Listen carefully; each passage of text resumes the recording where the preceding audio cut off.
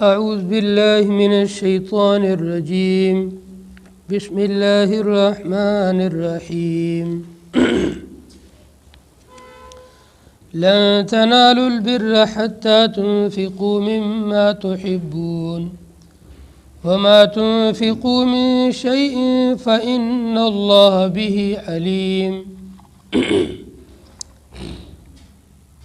پچھلی آیت کے اندر اللہ تعالیٰ نے فرمایا تھا کہ کفار اگر اپنے آپ کو جہنم سے آزاد کرنے کے لیے اور جہنم کے عذاب سے بچنے کے لیے زمین بھر کر کے سونا پیش کریں تو بھی اللہ تعالیٰ قبول نہیں فرمائے گا۔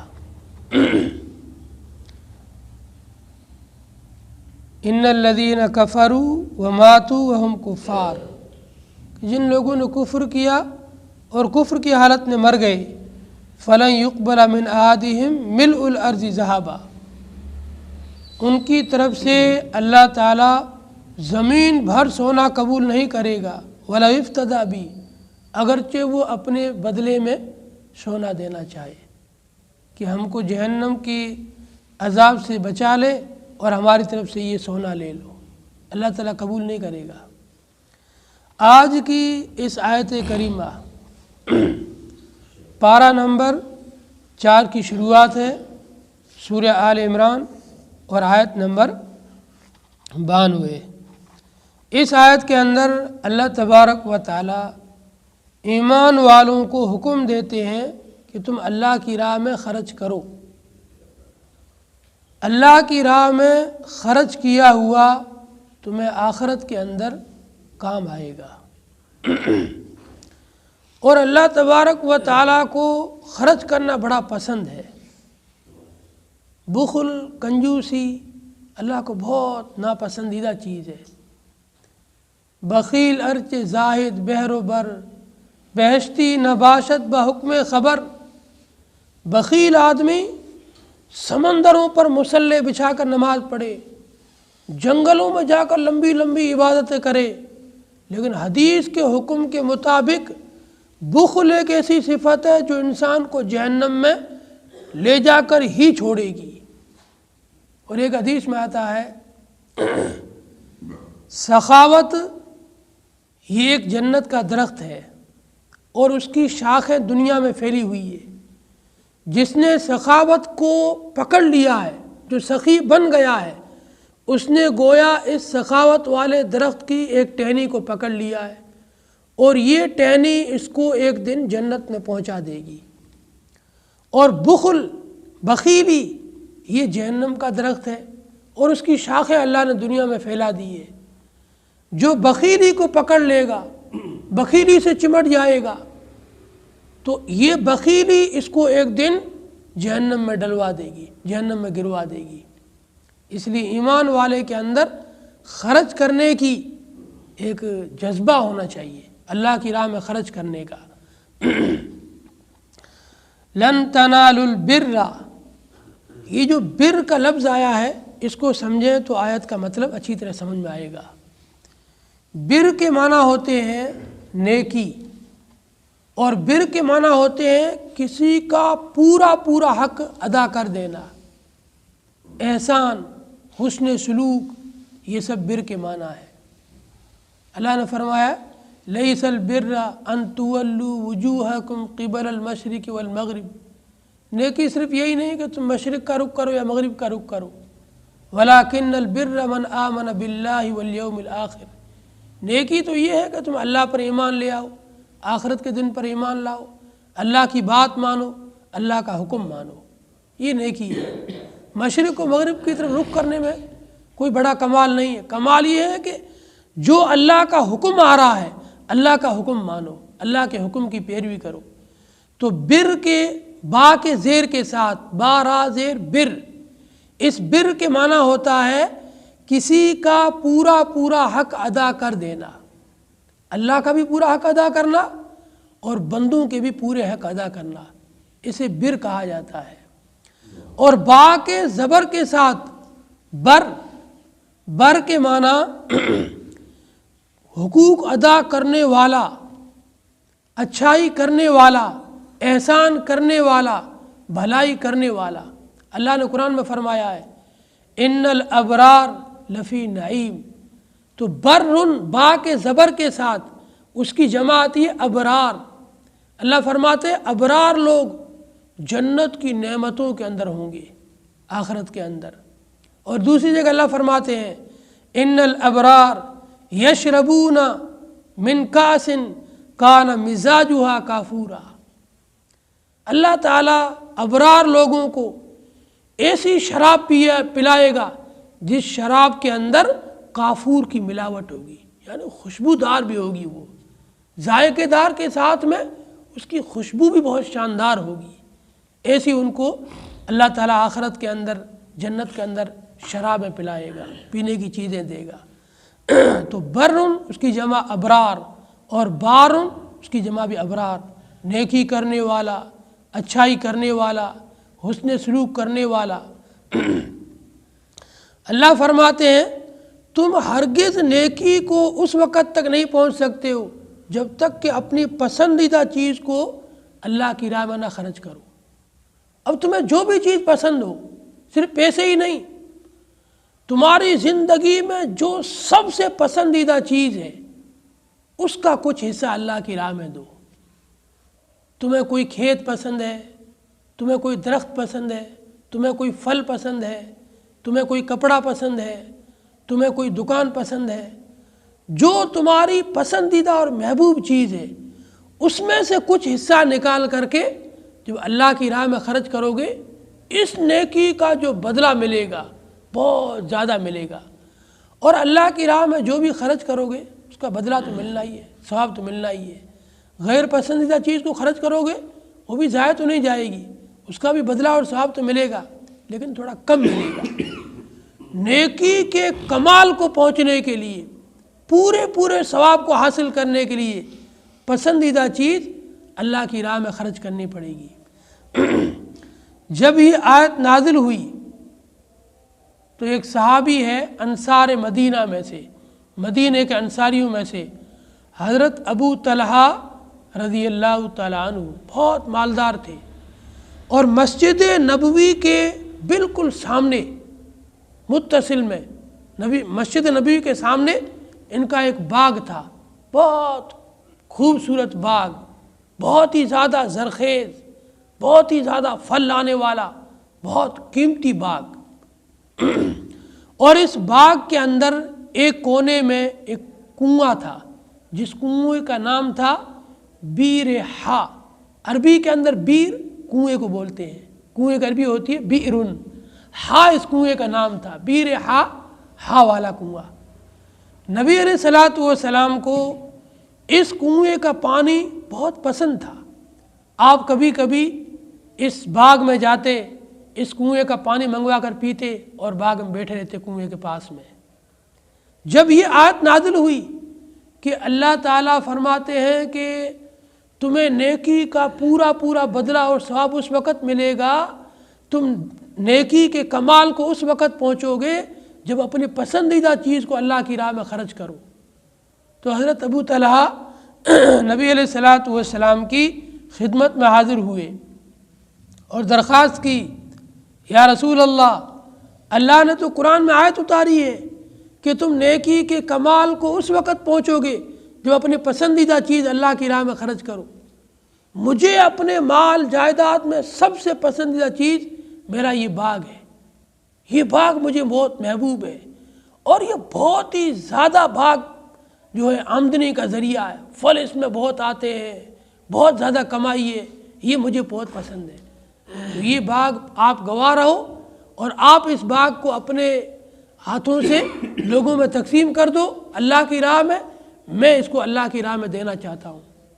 آپ نے فرمایا ابو طلحہ یہ تو بہت ہی زیادہ قیمتی مال ہے، بہت ہی زیادہ اچھا مال ہے، تم ایک کام کرو اس کو اپنے خاندان کے لوگوں میں بانٹ دو۔ حضرت ابو طلحہ نے کہا ٹھیک ہے، جیسا آپ کا حکم ہو، اللہ کے نبی کا جو حکم ہو وہی ہم کریں گے۔ آپ نے اپنے چچا زاد بھائیوں کو بلایا اور چچا زاد بھائیوں میں اس باغ کو تقسیم کر دیا، ان کو دے دیا۔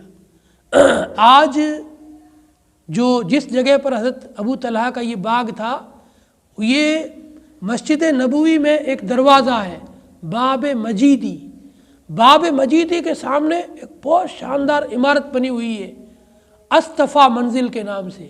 اس میں جو لوگ حج اور عمرہ کرنے جاتے ہیں یہ ٹھہرتے ہیں، اصطفیٰ منزل۔ یہ جس جگہ پر اصطفیٰ منزل بنی ہوئی ہے، اسی جگہ پر یہ باغ تھا، اور جو یہ بیر ہا کا کنواں تھا یہ آج بھی اس عمارت کے ایک کونے میں موجود ہے، اور لوگ آج بھی اس کی زیارت کرتے ہیں، اس کا پانی پیتے ہیں۔ اس لیے کبھی اگر حج اور عمرے کی زیارت کی توفیق ملے تو ضرور اس کو دیکھ کے آ جانا۔ حضرت ابو طلحہ رضی اللہ تعالیٰ عنہ کے بعد حضرت زید بن حارثہ یہ نبی علیہ الصلوۃ والسلام کی خدمت میں حاضر ہوئے، اور بہت عمدہ گھوڑا لیے وہ حاضر ہوئے۔ یا رسول اللہ، میرے مال میں سب سے زیادہ پسند مجھے یہ گھوڑا ہے، اللہ نے جب پسندیدہ چیز کا حکم دیا ہمیں تو یہ میرا گھوڑا آپ اللہ کی راہ میں قبول کر لو، اور جہاں پر ضرورت ہو وہاں آپ اس کو دے دینا۔ آپ نے یہ گھوڑا لیا اور گھوڑا لے کر کے حضرت اسامہ کو دے دیا۔ حضرت زید کے بیٹے ہی تھے اسامہ، تو حضرت زید کو تھوڑا دل میں آیا کہ میں نے اللہ کی راہ میں صدقہ کیا اور لوٹ کے واپس میرے ہی گھر میں آ گیا، میرا دیا ہوا صدقہ واپس میرے بیٹے کو ہی مل گیا۔ جب نبی علیہ الصلوۃ والسلام نے حضرت زید کے یہ اثرات دیکھے، تاثر دیکھا، تو فرمایا، اے زید، تم نے جو اللہ کی راہ میں صدقہ دیا ہے اس کا ثواب تمہیں مل گیا، تمہارا صدقہ اللہ نے قبول کر لیا۔ یہ میں نے جو اسامہ کو دیا ہے، اسامہ کو اس چیز کی ضرورت ہے اس لیے ان کو دیا ہے، تمہارا دیا ہوا صدقہ اللہ کی راہ میں قبول ہو گیا ہے، تم بالکل دل میں اس بات کو نہ لانا کہ میرا صدقہ میرے گھر میں واپس آ گیا ہے۔ پھر حضرت عمر فاروق رضی اللہ تعالیٰ عنہ حاضر خدمت ہوئے، اور آپ نے اپنی ایک باندی پیش کی، یا رسول اللہ، مجھے اپنے مال میں سب سے زیادہ یہ باندی پسند تھی، میں اس کو اللہ کی راہ میں دیتا ہوں۔ پھر حضرت عبداللہ بن عمر حاضر خدمت ہوئے، وہ بھی ایک باندی لے کر آئے، یا رسول اللہ، مجھے اپنے مال میں سے سب سے زیادہ یہ باندی پسندیدہ ہے، میں اس کو اللہ کی راہ میں لٹاتا ہوں۔ تو جیسے ہی یہ آیت نازل ہوئی، صحابہ کرام اپنے اپنے قیمتی اور پسندیدہ مال کو اللہ کی راہ میں دینے لگے۔ ایمان والوں کو چاہیے اپنے پسندیدہ مال میں سے اللہ کی راہ میں دیا کریں۔ مری ہوئی بکری اللہ کے نام پہ ایسا نہیں ہونا چاہیے۔ ایک کپڑا آپ نے 5 سال پہن لیا، پھٹا پرانا ہو گیا، کسی کام کا نہیں ہے، یہ جا کر کے کسی مدرسے کے بچوں کو دیں گے یا کسی فقیر غریب کو دیں گے، یہ کون سا صدقہ ہے؟ یہ تو اس کے ساتھ میں ٹھٹھا مذاق اور استہزاء ہے۔ ایک جیکٹ کو آپ نے 5 سال پہن لیا، اب کسی کام کا نہیں رہا ہے، جب اٹھا کے کسی کو صدقے کے طور پر دے رہے ہو، یہ کوئی صدقہ نہیں، یہ ردی چیز ہے، باہر ڈالنے کی چیز آپ اللہ کے نام پہ دے رہے ہو۔ ایسا نہ کرو، اللہ کے نام پہ اچھی چیز دیا کرو، جو تم خود بھی جس چیز کو پسند کرتے ہو۔ اللہ نے فرمایا ہے لوگ اللہ کی راہ میں ایسی چیز دینے کی کوشش کرتے ہیں، اگر ان کو دی جائے تو وہ اس کو قبول نہیں کریں گے مگر آنکھیں بند کر کے اور دل کے پورے نفرت کے ساتھ میں کہ کیا ہم کو دیا جا رہا ہے۔ اس لیے اللہ کی راہ میں جب چیز دی جائے تو اچھی چیز دی جائے، ردی، خراب اور فاسد چیز نہ دی جائے۔ لن تنالوا البر حتی تنفقوا مما تحبون، ہرگز تم نیکی کے کمال کو نہیں پہنچ سکتے یہاں تک کہ تم خرچ کرو اس چیز کو جو تم کو پسند ہو، جو تم کو محبوب ہو، جس کو تم پسند کرتے ہو۔ مفسرین لکھتے ہیں یہاں پر اللہ مما کا لفظ لائے ہیں، اصل میں تھا من ما، پھر نون کا ہٹا کر کے میم کا میم میں ادغام کر دیا تو مما ہو گیا۔ یہ من تبعیض کے لیے ہے، یعنی اپنی پسندیدہ چیز پوری اللہ کی راہ میں نہیں لٹانی ہے، اس میں سے کچھ حصہ اللہ کی راہ میں دینا ہے۔ جو چیز تمہیں پسند ہو اس پسندیدہ چیز کا کچھ حصہ اللہ کی راہ میں دے دو، کچھ حصہ اپنے لیے رکھ دو۔ اور دوسری، صحابہ کے عمل سے یہ پتہ چلا کہ صدقہ صرف وہی نہیں ہے جو تم کسی عام غریب کو، فقیر کو، مانگنے والوں کو دیتے ہو، بلکہ سب سے افضل صدقہ وہ ہے جو تم اپنے خاندان والوں اور اپنے گھر والوں پر کرتے ہو۔ نبی نے حضرت ابو طلحہ کو جب وہ اپنا قیمتی باغ لے کر کے نبی کے سامنے حاضر ہوئے، یا رسول اللہ میں اپنا یہ باغ اللہ کی راہ میں دینا چاہتا ہوں، آپ نے فرمایا اپنے خاندان والوں پر اس کو تقسیم کر دو، اپنے خاندان والوں پر اس کو صدقہ کر دو۔ تو اپنے خاندان میں اگر کوئی مستحق ہے، کوئی بیوہ ہے، یتیم ہے، غریب ہے، نادار ہے، کسی کے گھر میں کمانے والا کوئی نہیں ہے، ایسا اگر کوئی خاندان میں ہے، سب سے پہلے خاندان والا مستحق ہے ہمارے صدقے کا، اس کو دیا جائے۔ خاندان میں کوئی فقیر غریب بیٹھا ہے، اس کو دیتے ہی نہیں ہے، باہر والوں پر صدقہ کر رہے ہیں، تو قیامت کے دن پکڑ ہو جائے گی کہ تم اتنا سارا صدقہ کرتے تھے اور تمہارے خاندان کا آدمی غریب فقیر بیٹھا تھا، تو تم نے اس کے ساتھ صلہ رحمی کیوں نہیں کی؟